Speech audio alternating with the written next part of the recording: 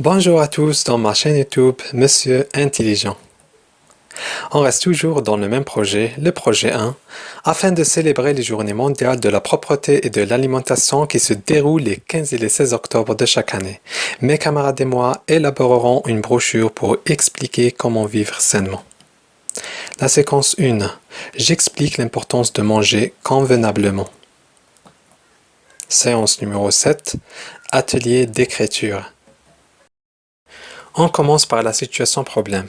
Ton ami souffre du diabète. Quel conseil tu donneras à lui pour diminuer le danger de cette maladie? La réponse.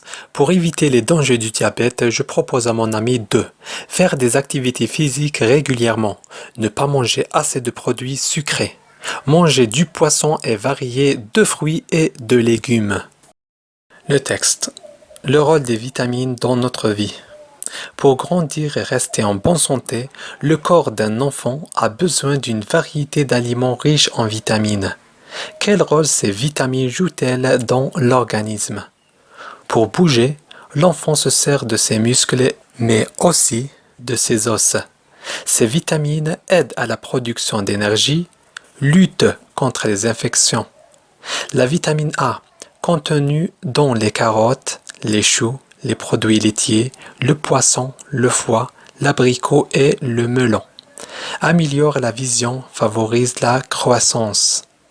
La vitamine E, contenue dans le beurre, le foie, l'œuf, le lait entier, la salade, le blé, lutte contre le cholestérol, protège le cœur.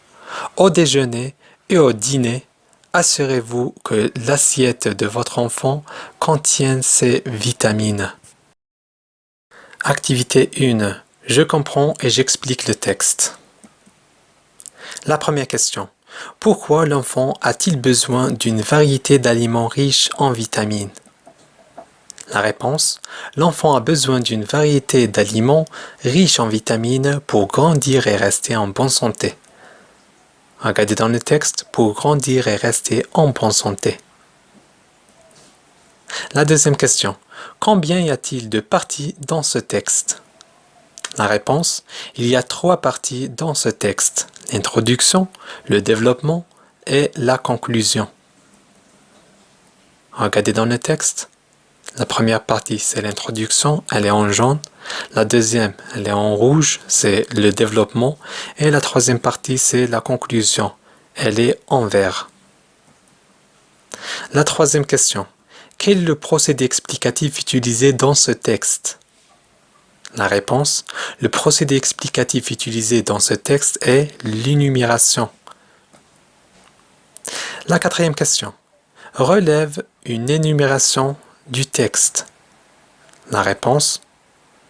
Contenu dans les carottes, les choux, les produits laitiers, le poisson, le foie, l'abricot et le melon.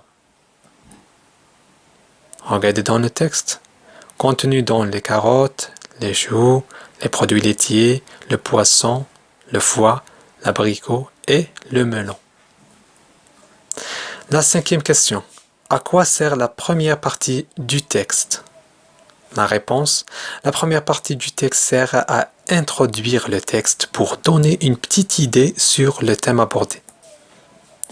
La sixième question. Quelle est celle qui se rapporte à l'explication et la conclusion? La réponse. C'est la deuxième partie qui se rapporte à l'explication. Ça veut dire c'est le développement. Et la conclusion renvoie à la dernière partie. Ça veut dire la troisième partie. Activité 2.